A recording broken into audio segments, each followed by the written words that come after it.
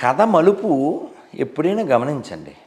రామాయణంలో కథలు రామాయణంలో ఎప్పుడు ఒక టర్న్ వచ్చినా ఒక స్త్రీ పాత్ర వల్లనే అవుతుంది. అది ఎనాలిసిస్ చేయండి.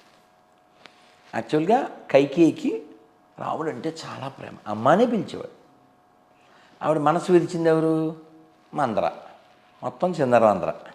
ఆవిడ వెళ్ళి దశరథుడితో చెప్పింది. ఆయన చెప్పలేడుగా, ఆయన బాధపడుతూ నేల మీద పడిపోయాడు. నాన్నగారు పిలిచారని ఎవరితో కబురు పెడితే రాముడు వచ్చాడు. వెళ్ళాలి, మీ నాన్నగారు చెప్పలేకపోతున్నారు, అప్పుడెప్పుడో నాకు మాట ఇచ్చారు, you have to go. Sitadevi కూడా రెడీ అయింది.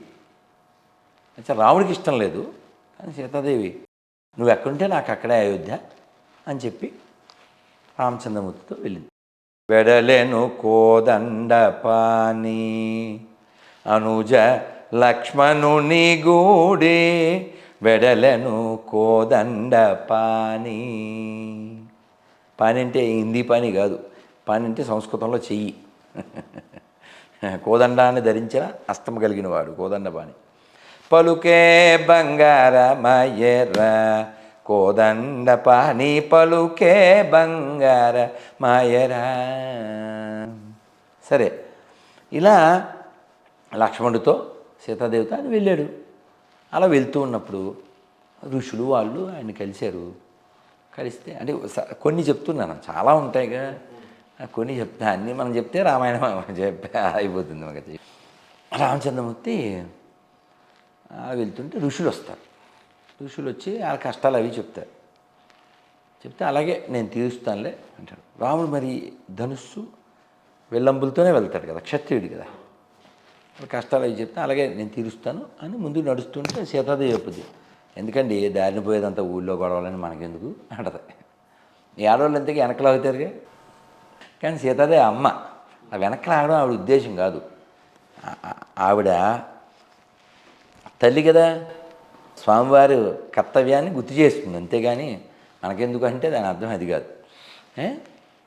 మనకెందుకంటే ఊళ్ళో గొడవలను వీళ్ళు ఎలా చెప్తారు, అటువైపు వాళ్ళు కూడా ఏదో చెప్తారు, మనం వెళ్ళిపోవాలి 14 ఏళ్ళ తర్వాత, ఇల్లు బాగానే ఉంటారు, మనం ఎందుకంటే వాళ్ళకి శత్రువులు అవడం, ఇలా ఒక ఇంటిళ్ళలాగా చెప్పుద్ది అని చెప్పి ఒక కథ చెప్పుద్ది.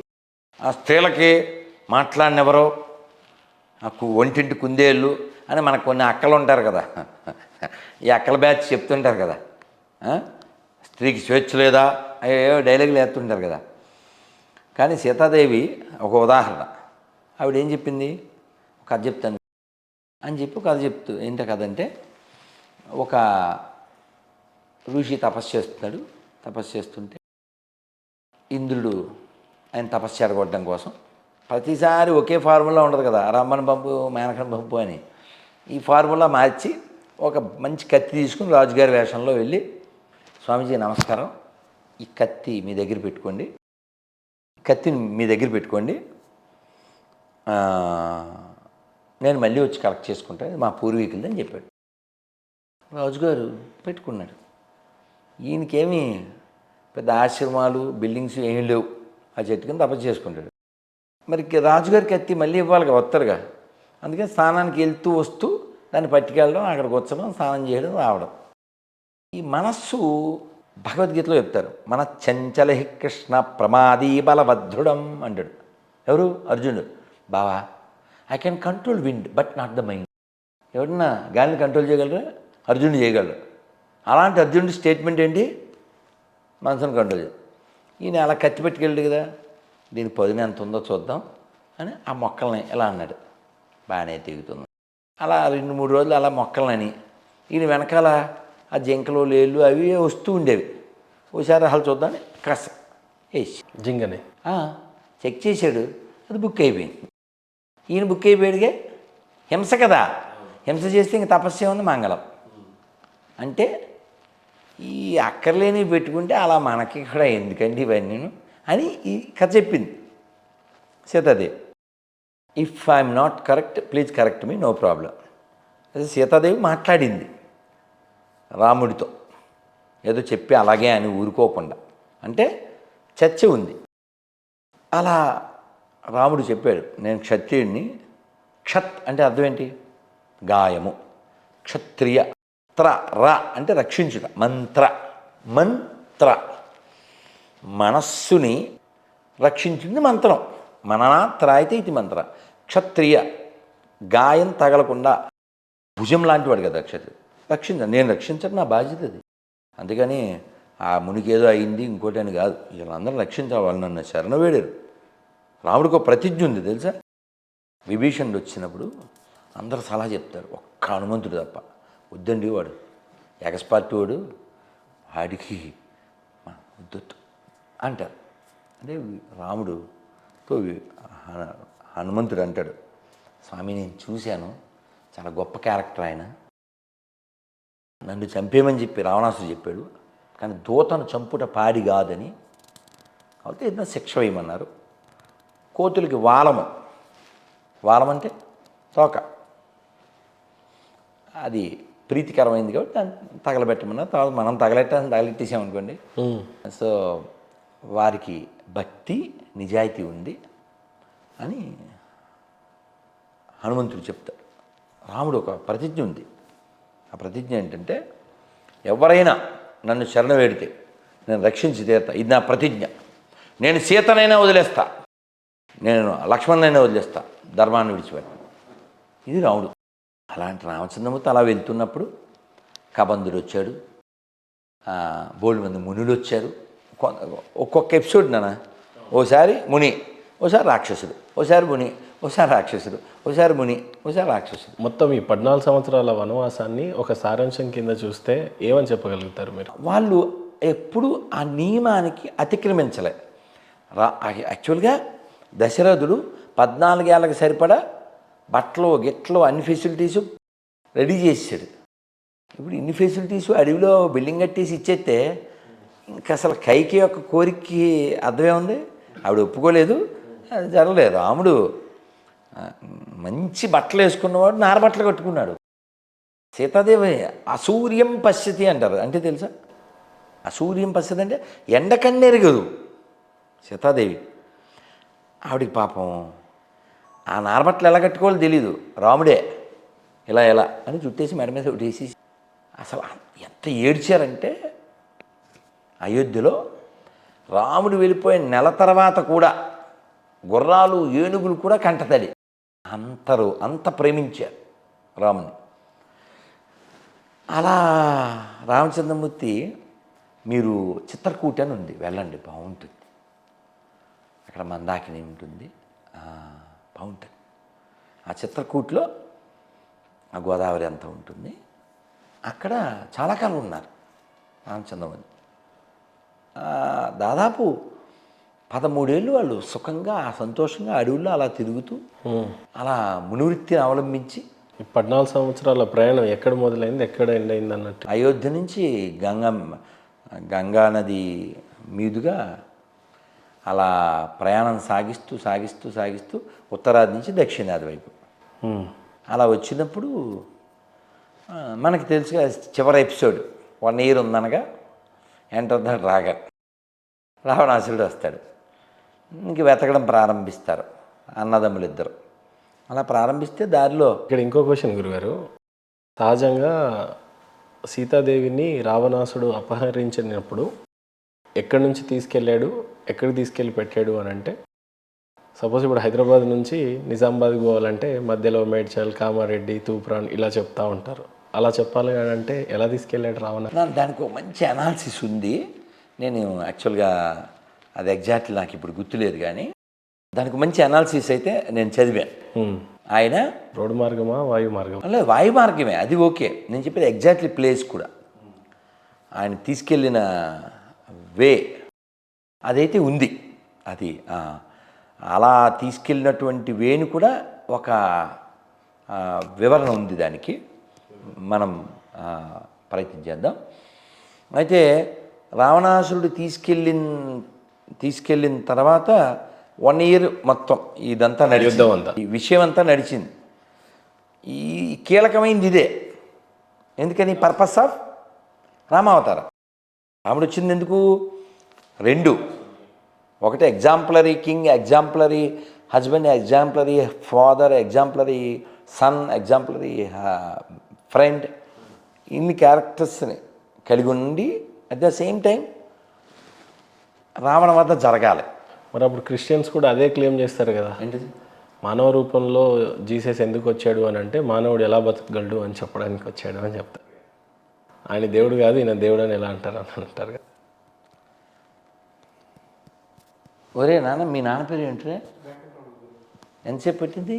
సెకండ్. మీ నాన్న పేరు ఏంటమ్మా? మీ నాన్న పేరు? రాముడిని అడుగు, వెంటనే చెప్తాడు, sir I'm son of Dasharatha అని చెప్తాడు. ఇప్పుడు నువ్వు చెప్పిన క్యారెక్టర్ని అడుగు, వాళ్ళ నాన్న పేరు? ఆయన శక్తితో పుట్టాడు అని చెప్పడానికి నిదర్శనం అంటాడు. నేను దేవుడిని అని చూపించుకోవడానికి, నేను ఆమె స్పర్మ్తో పుట్టలేదు, లేకపోతే సంసారం చేస్తే పుట్టలేదు, ఒక నక్షత్రంగా ఏదో ఒక పవర్ని చూపించడానికి చేశాడు. దాన్ని మీరు కన్సిడర్ చేయరు. ఇప్పుడు చాలామంది అక్రమ సంతానం ఉంటుంది పెళ్ళికి ముందు. పోనీ యేసు ప్రభు పుట్టాడు, జన్మించాడు, ఆయన చేయాల్సిన కార్యక్రమాలు చేశాడు, చనిపోయాడు, 3 రోజున తిరిగి లేచాడు, ఆ తర్వాత మళ్ళీ వెళ్ళిపోయారు అని చెప్తారు. మనం త్రిబుల్ ఈ మీద పనిచేయాలి. త్రిబుల్ ఈ అంటే చెప్పానుగా, ఎథిక్స్, ఎపిక్స్, ఎవిడెన్స్. ఇవి ఎవిడెన్సే కదా మరి వాళ్ళు చెప్తున్నారు. ఈ స్టేట్కి నేనే సీఎంని, ఈ పేటకి నేను కాదుగా, మాకు దగ్గర ఎవిడెన్స్లు ఉన్నాయిగా. ఏమున్నాయి? మీరు సీఎం ఎందుకు అవుతారు ఈ రాష్ట్రం? నేను సీఎంని కాదుగా, అలాగే వాడు దేవుడు కూడా కాదు. ఇప్పుడు నేను సీఎంని కాదు అనడానికి ఎవిడెన్స్ ఉందిగా, అలాగే అతను దేవుడు కాదు. దేవుడే అని చెప్పి బైబుల్ ఎవిడెన్స్గా చూపిస్తున్నారుగా. ఫోన్ నువ్వే అనుకుందానన్న, నువ్వు గొర్రెకి ఫోన్ చేద్దాం గొర్రెలతో సరదాగానన్నా. ఎక్కడ అంటే ఇప్పుడు మనం మాట్లాడుకుంటే మనం అనుకుంటే ఎలాగా, అకార్డింగ్ టు దెమ్. ఇప్పుడు అర్ధరాత్రి అయిపోయింది అయినా పర్వాలేదు, నన్ను అర్ధరాత్రి మాత్రమే ఫోన్ చేసి దొబ్బే గొర్రె ఉంది, ఏం పేరు పెట్టాను, యెహోవా. రైట్ యెహోవా, యెహోవా గొర్రె హైదరాబాద్. ఇతను ఈ టైంలోనే చేస్తుంటాడు. పేరేంటి తెలుసా? మోజెస్. అసలు పేరు రాజేష్. ట్రై చేద్దాం. మామూలుగా ఈ టైంలో చేస్తుంటాడు. అంటే హలో నాన్న పడుకున్నారా? ఎక్కడ స్టూడియోలో ఉన్నారా? పర్లేదా, మళ్ళీ మాట్లాడతారా? మార్నింగ్ చేశారా? అయ్యో, మార్నింగ్ నేను మౌనంలో ఉంటాను నాన్న. ఒక్క నిమిషం పర్లేదా? మా ఫ్రెండ్ క్వశ్చన్ అడిగాడు, అదే బైబిల్లో దేవుడు ఎవరు అన్నాడు. అంటే నేనేమో చాలా ఇంటర్వ్యూలో వాళ్ళ క్లారిటీ, ప్యూరిటీ, ష్యూరిటీ లేదు, అది ఇది అంటుంటాను కదా, అందుకని క్లారిటీ మా ఫ్రెండ్ ఇస్తాడని చెప్పాను. ఎవరు నాన్న బైబిల్ దేవుడు ఎవరు? బైబిల్లో దేవుడు ఎవరు? థ్యాంక్ యూ నాన్న, నీ పేరు కూడా అదే. మరి యేసు ఎవరు? దేవుని కుమారుడు కదా. సో మొత్తానికి 2 ఉన్నారు. తండ్రి కుమార పరిశుద్ధ ఒకడే దేవుడు. ఇక్కడ శ్రీరాముడు కూడా అవతారాలు ఉన్నాయి కదా. అవతారం వేరు, ఇక్కడ రీమిక్స్ అది వేరు. ఒక యుగంలో నాన్న. ఓకే నాన్న, గుడ్ నైట్. కాదు నాన్న, నువ్వు కన్ఫ్యూజ్ అవ్వకు. ఇప్పుడు మనలాంటి వాళ్ళు చాలా మంది ఉన్నారు, నేనంటే చదువుకున్నా నన్నే కన్ఫ్యూజ్ చేస్తాయి ఈ పురాణాలు. అలే కనీసం మీ దగ్గర తెలుసు. నేను క్లారిటీ ఇస్తాగా నీకే. ఇంకో విషయం చెప్తాను, నువ్వు బాగా గుర్తుపెట్టుకో. ఆయనకు చెప్పాడు తండ్రి, కుమారుడు, పరిశుద్ధాత్మ అన్నీ ఒకటే అని చెప్తాడు అతను. రీమిక్స్ అది. ఇక్కడ బ్రహ్మ లయకారకుడు, శివుడు తీసుకుపోయేవాడు, పాలించేవాడు కృష్ణుడు అని చెప్తాడు. మళ్ళీ అందరు కలిపితే ఒకటేనా, ముగ్గురు వేరేనా? మనకు క్లారిటీ ఉందన్న. ఏకం సత్ విప్రా బహుదా వదంతి. ఏకం సత్ విప్రా బహుదా వదంతి. సత్ అంటే సత్యం, ఏకం ఒకటే సత్యం. విప్రులైన వారు, జ్ఞానులైన వారు దాన్ని చాలా రకాలుగా పలుకుతారు. దైవాన్ని చేరుకోవడానికి చాలా మార్గాలు ఉన్నాయి. మనం చెప్తాం, ఆ పార్టీ ఏం చెప్పుద్ది, నేనేం మార్గం, మా షాపులోనే కొనాలి, కొనకపోతే నరకానికి వెళ్ళిపోతాం అంటుంది. అందుకని వ్యతిరేకిస్తాం. ఇంకోటి ఏంటంటే, ఇప్పుడు మోజెస్ చెప్పాడు కదా, బైబిల్లో దేవుడు అంటే యెహోవాయే. ఎందుకు అంటే ఆదికాండంలో చెప్పారు. నాన్న, నీకు 10 కమాండ్మెంట్స్ వచ్చు కదా మోజెస్? 10 కమాండ్మెంట్స్ కొంచెం చెప్పు నాన్న. చెప్పు నాన్న. ఇప్పుడు బైబిల్ లేదు కదా, బైబిల్తో పనే ఉంది. కరెక్ట్గా రాదు కదా మనకి. ఓ 4, 3, 2 చెప్పు అబ్బా. రక్తం మాంసం భుజించకూడదు. వినండి, నరహత్య చేయవద్దు. యాక్చువల్గా నీకు నాన్న ఇంగ్లీష్ మీడియం చదువుకున్నావు నువ్వు? తెలుగు మీడియం. ఓకే, యాక్చువల్గా నరహత్య చేయవద్దు అనేది అబద్ధం. యాక్చువల్లీ ఇంగ్లీష్లో ఏంటంటే దౌ షల్ నాట్ కిల్. తెలుగు ఉంది కదా. కాదు దేవుడు, నా మాట విను. దౌ షల్ నాట్ కిల్, దీని తెలుగు అనువాదం ఏంటి? మీరు చెప్పండి, నాకు తెలియదు. దౌ షల్ నాట్ కిల్ అంటే ఏ జీవిని వధించరాదు. అదే నరహత్య చేయరాదు అనేదే ఇంగ్లీష్లో ఉంటే డోంట్ మర్డర్ అనే పదం మనిషిని చంపడానికి వాడతారు. కిల్ అనే పదం ఎవరిని చంపద్దంటానికి వాడతారు. అన్నిటికీ వర్తిస్తుంది.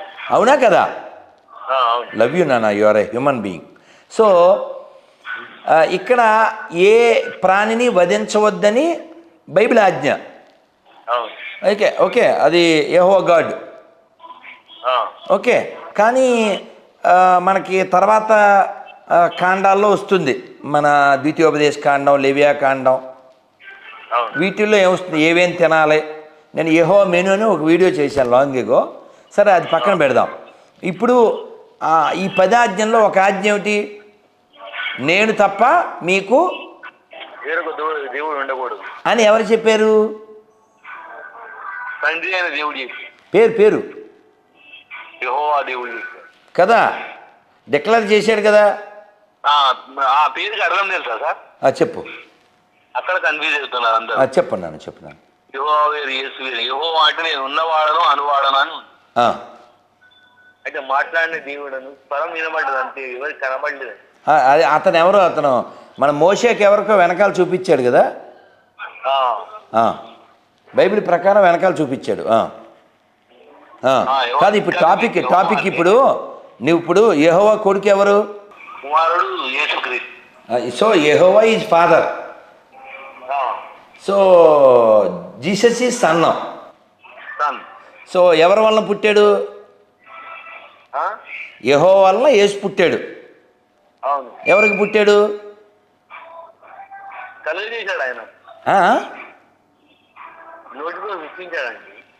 నోటితోనా? ఎవరి నోటితో?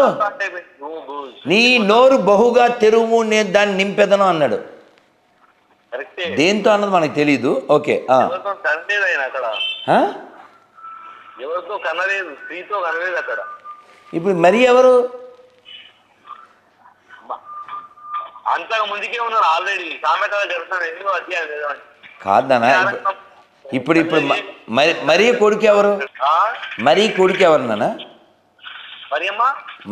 మరియ గారి కొడుకు ఎవరు? యేసు ప్రభు. నేను చెప్తాను ఇంకా కాసేపు మాట్లాడదాం. మరి కొడుకు యేసు. ఓకే, మరి మొగుడు ఎవరు? యేసేపు. యోసేపు. ఓకేనా? యేసు వాళ్ళ నాన్న యేసేపు. అది ఓన్లీ కాసేపు. యేసేపు ఓన్లీ కాసేపు. వివాహం ముందు ఎవరైనా పిల్లల కంటే వాళ్ళంతా ఇలా దేవుని కుమారులా ఏంటి? పరిశుద్ధాత్మ వల్ల పరిశుద్ధాత్మ శక్తి వల్ల కాదు, పరిశుద్ధాత్మ ఎక్కడ ఉంటాడు? శక్తి అన్న, శక్తి. మీరు బ్రహ్మ సరస్వతిని ఎలా కల్పించాడు? బ్రహ్మ కూతురుని ఎలా పెళ్లి చేసుకున్నాడు? కాదు నాన్న, ఇప్పుడు బ్రహ్మను నువ్వు పూజించకపోయినా పర్లే. కాదు నాన్న, మోజెస్సు నువ్వు బ్రహ్మను పూజించక్కర్లే. నేను చెప్పా. యేసుని నమ్మక్కర్లే. నువ్వు చెప్పు. నేను చెప్తున్నాను, బ్రహ్మని పూజించక్కర్లే, నమ్మక్కర్లే. నేను చెప్తున్నా, యేసుని నమ్మక్కర్లే. నువ్వు చెప్పు. కంపల్సరీ ప్రపంచం అంతా నమ్మాలి, ఎవరు నమ్మినా నమ్మకున్నా. ఏది ఈ మాట నువ్వు ఓవైసీతో కూడా చెప్తావా? అందరితో చెప్తా. ఓవైసీ కాదు, మీది హైదరాబాదే కదా. నువ్వు ఒక్కసారి పాత బస్తీకి వెళ్ళి ఒక్కసారి సువార్త చేసి ఆ వీడియో పెట్టు. దానికోసం ఎదురు చూస్తున్నాను. లవ్ యూ నాన్న. ఎలాగ రాడుగా ఇంకా